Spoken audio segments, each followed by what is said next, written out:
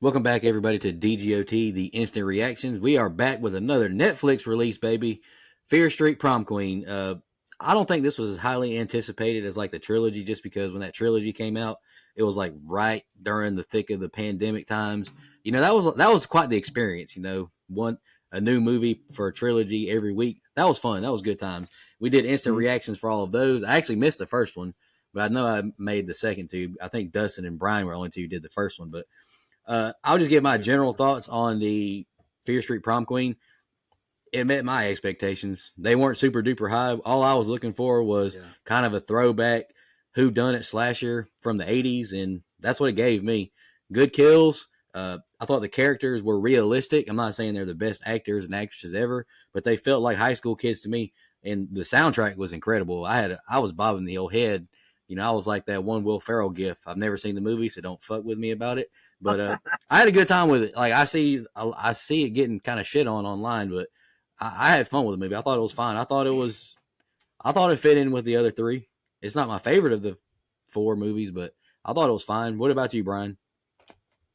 I'm kind of right in there line with you. You said expectations, and that's a big word because especially when it comes to this franchise, whenever I first watched the first three, I wasn't looking for some I mean, even really good slasher. It was something that played on my nostalgia from when I was a kid with Goosebumps, and we talked about that. And it was fun. They didn't have any the acting. I didn't think was all that great. I mean, I thought they held their own, but to me, it was right on par with the other three, which aren't fantastic, but it's just a decent time. I thought, like you said, the kills were great, but to me, the thing that sold it was the being placed in the 80s and the soundtrack. And I love that time period. I love movies that play on that time period. It was very Stranger Things esque to me, and I had a good time with it. It's what if I was going to rank it? Are we going to do that later? I don't know. I was going to if we're going to give it a score, I would say it's like in the 5.75 6 range. Like it's nothing fantastic and great, but it's just fun time at the office, as Mike would say. Uh, I didn't have expectations for it at all, which I didn't have expectations for the first three. But I like the first three a lot more than this one. The first three, I think it's because multiple reasons. I think they were better overall, but also that three movies, 3 weeks in a row that told a cohesive story. I think it was just awesome. This one's a standalone. I just think that everything that was good about the first three, this one was less good at those things. Um, I've got a list of pros and cons here. The cons far outweigh the pros. I don't. This is my least favorite of the four. I have no issue saying that. Um, it just didn't hit for me. That's fair. I mean, that's what the consensus is online mostly too. All right, I'll just kick us off with a few positives, and we'll just bounce back and forth between that. I thought Lori Granger, or excuse me, I thought India Fowler as Lori Granger was a fine final girl. I thought she was fine. Kind of the awkward chick making her comeback, Carrie vibes, sort of. Just not being the most popular girl. But to me, the standout was Fina. I hope I'm not butchering this girl's name. Fina Straza as Tiffany Falconer. What a bitch! Like she was baby Regina George out there. Like I mean, it had a lot of Mean Girls vibes. I think we could all agree on that. I thought she was really good though. I thought the kills were fantastic. I saw someone online say like the kills didn't live up to the expectations. Bro, somebody took a grinder to the face. That was awesome. Somebody's guts were pouring out. I loved it. Like I thought the kills were very good, and I love the fact that the ending, like the two mass killers, one of them just ran right into the party and was still wreaking havoc. Like I love that. I actually found out about this at Spooky Empire last November, but Lily Taylor is in it. She was in The Conjuring, Leatherface. It was really cool to see her make an appearance in a horror movie. I just thought the overall atmosphere fit an 80s prom queen kind of movie. Like it felt like that time. And I thought the kids, like I mentioned, were realistic. Like it felt real. It felt like authentic interactions between high school kids. And I don't know. I just had a good time. And like you mentioned, Brian, the soundtrack, I loved it. I had a great time. Self control. We heard that in Maxine. It was in this movie as well. Like I was just bobbing the old head a lot watching the movie. I just had fun with it. It's nothing that I went into like with super high expectations or expected the best filmmaking ever, but it was just as fun as the rest of the Fear Streets. Now, I will say that this movie, the other Fear Streets, all three of them had higher highs, but to me, the other three had lower lows as well. Like, I thought the runtime being an hour and 30 was very nice because all the other ones are in that hour 50, 2 hour range. And I thought all of those were bloated for the most part. And like 66, like we mentioned, or excuse me, 1666, once it gets back to the mall, I really didn't like that part of the movie. Like, I love the first part, but I hated that part. Then in the 90s part, I thought it was fine, but wasn't the biggest fan of the lead actress. But overall, I thought it fit right in with the other three. I mean, it's not cohesive like in the story, but it's in the same town. I had fun with it. I thought it was. I thought it fit right in. See, that's funny because the '90s part was my favorite. I think I remember saying, but I I like the think that '90s too, Brian. Like, I love the opening, the Scream vibes, but I just didn't love the lead actress as much as I don't know. I She gotcha. just wasn't the biggest standout to me. Well, and I completely agree with Dustin. This is my least favorite, but I kind of chalked that up to I wonder how much of that had to do with like you had three movies that were, like you said, cohesively telling a story all together. You could tell they were written all together. It wasn't like, oh, we're getting a sequel after we made the first one, so we had to make up some shit. Like you could tell they were planning Easter eggs, they were planning this stuff in one that got paid off in three, things like that. I thought really helped that a lot. And this one didn't have that. Um, and I felt like there was, I guess we'll get to it in the cons. So sorry, I'll just go with the pros. But pros to me was that was kind of being an American Pie, huge American Pie fan. I was a big fan of seeing Chris Klein in there too. Um, and like you mentioned, the actresses they were all fine. I thought India Fowler stood out the most to me. Uh, it was not anything that we hadn't seen before. I think on every level, especially as a horror fan. But that's where my expectations were. Yeah, I think they captured the era well once again. I mean, they've done that Yeah. in all four of these movies now, and they did another good job here. Even without explicitly stating what year this was happening, is like just a minute or two into the movie, you're like, okay, this is in the 80s. And the soundtrack was great. That helped. That added to that, capturing the era well. The soundtrack you guys both mentioned, it was fantastic. And I do think that this one had some good kills again. I don't. I haven't seen any. I'm not really online much anymore, but uh, I haven't seen any criticisms of the kills or the gore. I thought that they were great, really good. Some of them were shocking. Some of them came out of nowhere, like RKO. Shout out to Nico. Um, and I think it's a decent enough story. And what I mean by that is the bones of the story. So I'll get into it. My cons, why I didn't like it as much as I could have, but I think the story is decent enough. I mean, we know that this town is cursed. We know that everybody seems to have baggage. We're just waiting for it to come to light. So I think the story is decent enough, and I think India Fowler I think she's got a long career ahead of her. Not just in horror, because I think she was good across the board. So I'm looking forward to seeing the rest of her career play out. But those are pretty much all the pros that I've got. Well, Dustin, do you want to kick us off with your cons just so we can kind of feed off of them? Oh, let's go. First off, I didn't care for the recap of Shady Side being cursed. Like, it's unnecessary. I know it's been a while since we got one of these movies, but look, we get it. Thankfully, it was brief. They didn't harp on it, but I typed these notes, as I'm watching it, and I'm like, you're really going to tell us the lore of this town? Like, we know. We've seen it 3 times prior before. We know that Shady Side's got some bad history. The teacher, God, he sucked. Why'd he let them talk to Lori like that? But then, I guess he's Ooh. Tiffany's dad, so even worse. That town just sucks all around. That school system is corrupt. Um, I absolutely hated the guy who walked up with the boombox on his shoulder and bullied the DJ to like, you only play this at the dance. You Hey, don't play my hey, tape. You don't I play take this. offense to that. Dude, I know he was your brother, but I just think that everything about that was so corny. His dialogue was awful. and it was so stereotypical. And carrying this huge boombox on his shoulder that wasn't even playing any music. I don't know. I hated that. Maybe people did that in the 80s. Brian, you'll have to fact check me on that. But uh, another con. This is extremely specific to me.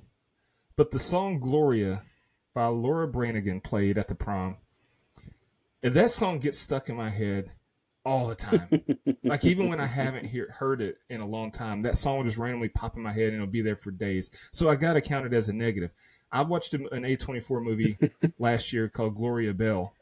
Obviously, the character's name's Gloria, so that song is in it. And that song was stuck in my head for like over a week after watching that movie. So please, don't put that song in any more movies. I can't take it. It's a good song too. That's what's unfortunate, but it's just no, I can't take it. All right, and then Whoever's editing, please insert song here. That's the most unique nitpick I've ever heard. Dude, it torments me. And I didn't think I would ever have to bring that dark secret to light on this show. But leave it to Fear Street. Do you feel better now that you got that off your chest? No, I feel worse because I know that you guys are going to probably send it in the chat. It's going to get stuck in my head even more now. But and then here's the big one. While I said it was a decent enough story, I don't think they did enough with it.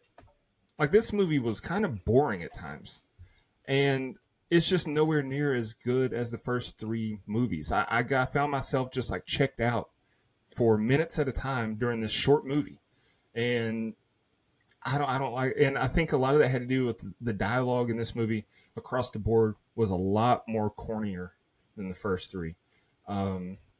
Now, I haven't watched the first three in I guess a couple years now, however long it's been. So maybe I need to go back. It was pretty corny too. bad. Yeah. Okay, so I don't remember it as much as I did then, but I just, the story, it's like they dangled a carrot, and then instead of giving us the whole carrot, they cut it up into baby carrots and just gave us one of them. It's like, come on, give me more. And then my last one is that I absolutely hated when Lori was trying to escape at the end of the house there. The door's locked, and she just stands there shaking the door handle like it's magically going to unlock. There's no need to keep shaking it and let Nancy get that close to you. And I hated when Nancy stabbed at her and missed her head completely and stabbed the door by her head. Like, that's so unlikely. Lori wasn't moving. She was standing still. And so I think that was just a lame attempt to add some fake tension that did not work for me. The whiff was bad. I'll give you that. Brian, you want to go ahead with your nitpicks? Yeah. Mine, the biggest thing that I can think of that was my nitpick, and I remember during the movie, I don't have notes here, so I'm not going off of those. But during the movie, my biggest nitpick was that, and you may hated it, but I don't think they played enough off of was her best friend Megan, Mm-hmm. the one that they didn't play enough off of her jokes being, almost like crying wolf, because to me, yeah, she did that one thing with the fake I'm cutting my hand off in the middle of the classroom, which to me was like, whoa, that was dramatic. Yeah. But like during the dance, whenever they found that whenever there's a head in the punch bowl and stuff and things like that, I was like, why are these people acting like this is not a big deal? Like, what the fuck? And then then it kind of played into, okay, well, that's probably just Megan doing jokes, and it ended up being Megan doing jokes. Spoiler. But it was, to me, I don't think they played that up enough to where you were like, okay, is this a fake kill? Is this a fake thing that Megan's doing, or is this a real thing? To me, there wasn't enough reason to not believe her or not believe that was a thing. And whenever I was watching, I was like, why do these fucking people not care? So to me, story-wise, I don't think they built that up enough. And it was very cliche. Dustin touched on it. Every 80s movie you ever watched as far as prom queen type of movies were concerned. Like, it was the same thing all the way around. I expected there to be that twist. Maybe not that exact twist, but I expected a lot of stuff to happen, and maybe that's why it was a little bit boring. We hadn't said that in a long time. All right, but that was kind of where I'm at with it. It was just, I didn't expect a lot, and so it didn't let me down so much. Yeah, I'm right there with you. And this is kind of what something I said during like Final Destination, just being a little bit like I've had my fill of Death and his shenanigans. I've kind of just had my fill of everybody in Shady Side just being like, oh, we're in Shady Side, so that's why it's all fucked up. Like, I don't know, be normal and then just like the city be haunting you. I don't know. That's a little bit of a weird nitpick as well, considering like this is what the source material is. But really, my biggest qualm is Dustin. Something like we've been mentioning in the past few instant reactions is it's just not a 10 out of 10 movie. It's just a slasher from the '80s, and it's just like it's like if you watch if like you watch like Dave Portnoy's like one slice, one bite reviews or whatever. Like not everything's going to be that 9.5 one bite pizza. It's like, but this is like a I don't know. Let's just use 7.2 as an example. It's not a bad pizza, but it's just it's a good pizza. Like, that's just what it is to me. It's like this is just a fine little throwback '80s slasher. I'm not saying it's a 7.2 movie, but I'm just saying like it. I could put this movie on and watch it pretty easily. Like it's to me the runtime didn't drag or anything. Like I was pretty invested the whole time. I eventually did figure out who the killers were, but I was wrong a couple times thinking like, all right, who's the killers? But one qualm I did have is they kind of have this storyline with Lori's mom, and like she makes like one appearance before she's going to work, You're right. and like they didn't flesh her out enough. Yeah. Like why not have the mom show up at the end? Because the movie kind of just ends abruptly. Like I wish they would explore the mom story a little bit more. But really, I don't have many qualms other than it's just another movie we've seen. But I had fun with it. It was popcorn horror for me. Like it was fine. If we're comparing this to pizza, this is like that Little Caesars. It's been in the fridge for 3 days. Oh, easy now. It ain't that bad. Hey, I've heard this saying a million times. Pizza's like sex, even when it's bad, it's still pretty good. I mean, it's Dude, free pizza. Little Caesars in the fridge 3 days later is inedible. You might as well just eat the box. But when Little Caesars is fresh, hot, and ready, that shit be hitting. Okay, I don't like Little Caesars at all. I think this is like Little Caesars that your company buys for you, and it's not been in the fridge yet. It's not even the next day. It's just sitting on the table, and it's the end of the day, and there's a couple slices left. That's what this is. Okay. You mentioned you were tired of Death, and you referred to Death as him. I actually, after hearing Dustin talk for the past 2 years, I thought Death might be a woman. Death is Maggie Hart. Death is... Don't assume Death's gender, Nico. All right, the entity, whatever Death is, I'm just whatever. You know what I meant. Yeah, it's I do disagree with some of what you're saying there, Nico, but I can see your standpoint. Like I did get bored with it, but what you said about like her mom, that's exactly what I meant. Like they didn't do enough with the story. The meat's there, the bones are there. I mean, just flesh it out. Yeah. Boy, give us more. Give us more of the good stuff. No, that's fair. I get it. It's like I really get that for sure. It's like getting a salad and there's just nothing but lettuce and you got one crouton. Give me more croutons, man. Yeah, and some ranch. Nah, A dab of ranch. honey mustard, baby. On a salad? It's salad dressing. Oh, okay, fair enough. I did my chicken finger in it, but that's cool. But anywho, I haven't logged the letterbox rating. I don't think we've spoiled anything too much. We don't have to. I mean, we can if we want to, but We've spoiled some, but I mean, this movie's on Netflix. No, everyone. Yeah. There's no excuse to not watch this one. So, Right. Especially before you listen to this. yeah, I mean, give me a break. I know you're sitting at home doing nothing right now except doom scrolling, anyways. I have a major spoiler though. All right, go ahead. I just made a salad analogy. I have to be true to myself. I've never taken a bite of salad in my entire life. That's no joke. I've never taken a single bite of salad in my life. Never. But What about like potato salad? You just talking about like lettuce potato salad? Salad's like nothing but mayonnaise. That's gross. I hate potato salad. It's awful. I've never had great. I've never had macaroni salad, egg salad, but Wow. yeah. But if I were to eat a salad, it would be honey mustard because I don't like ranch, and I know honey mustard is with the salad dressings, and it's an option when you go to restaurants, so it would have to be honey mustard. Wow. You guys are crazy. I don't mind salad, but it's got to be churched up a lot. I'd have to have a like a chicken, not chicken salad, but a salad with chicken on it, like grilled chicken or even fried chicken. I don't care, and it'd have to be a lot of chicken and a lot of honey mustard because I hate tomatoes. Roadhouse. I hate tomatoes. I'm not a fan of lettuce. Wow. Fear Street, Dustin eats a salad. That's the next one. Fear Street. Dustin eats a salad while listening to Gloria. We're gonna torture the hell out of you in that one. Dustin, have you logged a letterbox rating? I haven't done one yet. I did. So this was movie number 261 that I've logged this year alone on Letterboxd. God damn. And my review is this. Just didn't hit like the first three.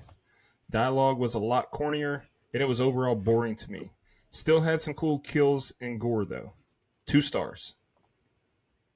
So you're in that like 4 range? Yeah, somewhere like 4. 4-ish range. That's fine. I mean, that's pretty fair. And what's crazy is like I don't follow like on TikTok. I don't follow the people that review movies, and so I don't see a lot of online stuff because I rarely get on social media at all. I scroll TikTok, and some of the creators that review movies will be on my For You page, but I don't follow them. There's one guy that's on there a lot, Kit Laser, and he always wears an A24 hat. So when he does pop up, I listen to what he has to say. 'Cause he has an A24 hat. He knows ball. But I logged this movie, and then his review popped up on my For You page after the fact, and I pretty much agree with everything. I think he gave it a 1.5, but he said he also called the dialogue corny. And so that's what made me think. I was like, I don't remember the first 3 being this bad, but maybe I'm wrong there. I like Kit Laser. He's fine, but I don't agree with all of his takes all the time. Like, he's okay. I don't either, but that one, he knows ball on that one. But he's the guy's review I saw about Oddity before yours. He's the one who put me on Oddity, so I appreciate that. Brian, you kind of mentioned your rating. Do you want to share it one more time? Like, just off one watch, we didn't dissect it like we do normally for the show, but, just kind of one watch while at work or at home. Yeah. If it was Letterbox, I'd put it at about 2.5, I would say. Somewhere in the 5.756 range for me. Yeah, I mean, to me, I would have to rewatch 94 and 66 to place it. But I think I'd have it above 66. I'm like right in that 6.5 range. I had fun with it. Like it was an hour and a half of just mindless entertainment. Yeah. So I do have my rankings. I don't know if you guys have, but if I'll go ahead and share mine if you want to think of them real quick, or if you don't have to. But if I were to rank these movies, Part 2, 1978 is the best one. I agree. Part 3, 1666. Then Part 1, 1994, and then Prom Queen. But it's a sizable gap between 94 and Prom Queen. Yeah, that's hard for me to rank because I kind of think of the first 3 as like one cohesive movie almost. Fair. But the settings and the decades to me are what sells them. Like I love 94s because of the setting, and then it goes 78 and then 66. So I pretty much have them in order, and then Prom Queen. But I do love this 80 setting and the soundtrack. Yeah. It's worth a watch. Like if anybody's listening to this wondering if they should watch it, go hate watch it even if you need to. Let's go give it some clicks so we can get some more. Well, I think they'll make another one. Well, yeah, it's you got to think, man. This is like those Goosebumps. It's like the Fear Street books. Like, is this really for us, or is this? It's kind of in the middle. It's like the dialogue and all this stuff is made for like young, teenagers, kind of trying to get into horror. But then the kills are almost like, whoa, damn, like So I don't know. It's kind of in the middle there. It's a weird. See, I think the first 3 were made for us because they were playing on our nostalgia, but making them like we would appreciate these as kids, but then the language, they had a lot more expletives, and so it's like, this is made for us adults.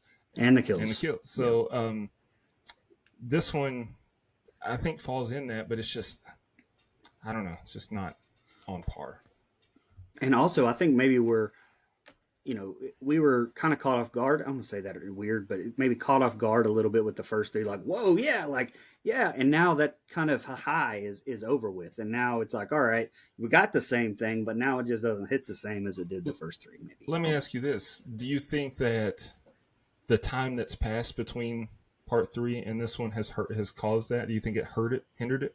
Like, for instance, I'm not saying this one coming out the next week, like 4 weeks in a row, but let's say they take 6 months and then we get this one. Do you think we appreciate it more?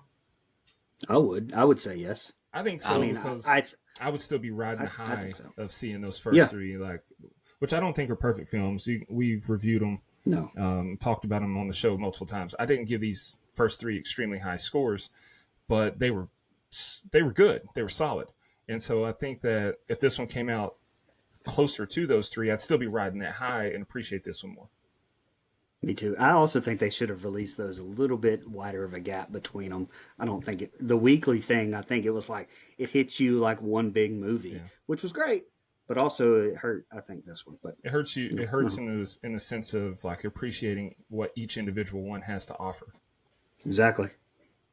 Yeah, I don't know how to answer that question really, because I mean, like I don't know, a lot's changed in all of our lives since 2021 and since we reviewed them on the show, so I really can't answer that. Okay. But I mean, it's like I didn't like the Damn, salt. it's been since 2021. Yeah, that's when they came out That's weekly. crazy. Wow. So yeah, I don't know, man. Now I will say the original trilogy had the same director, Lee Janiak. She was not the director or writer for this movie. So maybe for the next one you bring back Lee Janiak for it.